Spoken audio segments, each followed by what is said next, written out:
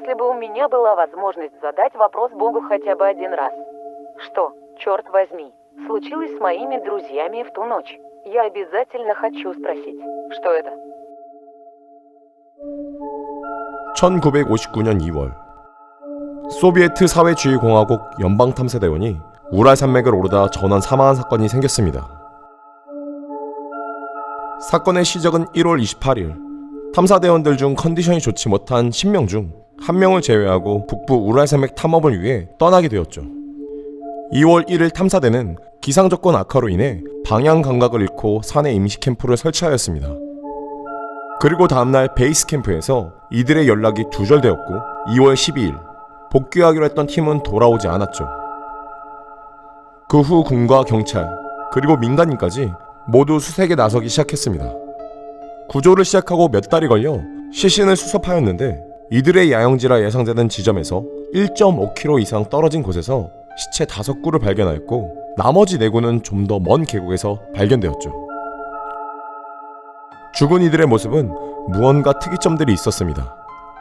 그들이 사용했던 텐트는 외부의 습격을 받은 자국 하나 없이 안쪽에서 바깥쪽으로 찢어진 상태로 남아있었죠. 처음에 발견된 탐사대원 5명의 시신은 영하 30도에 달하는 상황에서 속옷 차림에도 신발도 신지 않은 상태였고 모두 공포에 질린 표정을 띠고 있었다고 합니다. 그 후에 발견된 탐사대원의 4명의 시신은 물리적 충격에 의해 심하게 훼손되었고 그들이 받은 충격은 흡사 교통사고 정도로 차에 강하게 치여 생길 수 있는 정도의 충격이라고 하죠. 산에서 밀려온 눈 때문에 자연재앙 때문에 죽었다면 왜 수킬로미터에서 떨어진 곳에 서로 나뉘어 발견되었는지 이것도 불분명하죠. 일부의 시체는 산사태로 예상되는 사고 지점보다 더 안쪽에서 발견되어 더욱 이상했습니다. 어떠한 시신에서는 자연 상태에서 불가능한 높은 방사성 물질이 검출되었기도 하고 또 머리카락이 불타거나 팔다리에 화상 자국이 남아있는 상태로 눈을 뜬 채 발견되었다고 합니다. 탐사대원들의 신호가 끊기는 날 약 50m가량 떨어진 곳에 있던 다른 등산객 그룹이 탐사대원들이 있는 위치의 하늘에서 오렌지 빛을 띤 정체불명의 비행체를 목격했다는 진술도 있습니다.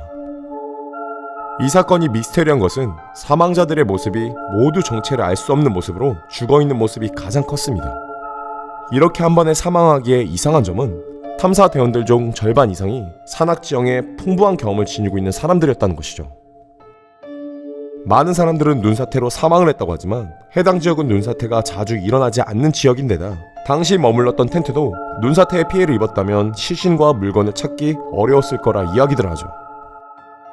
또 다른 일각에서 러시아 정부의 비밀 방사능 무기 실험으로 희생양이 됐을 가능성을 제기했습니다. 당시 발견된 옷가지와 시신들에서 다량의 방사능이 검출됐기 때문이죠.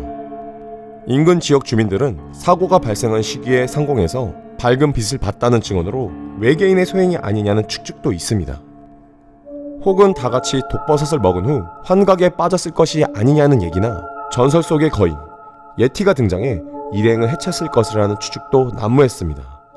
당시 소련은 3개월 만에 수사만 진행을 하고 미해결 사건으로 분류했습니다. 또한 은폐하려는 시도가 있었다고 하죠.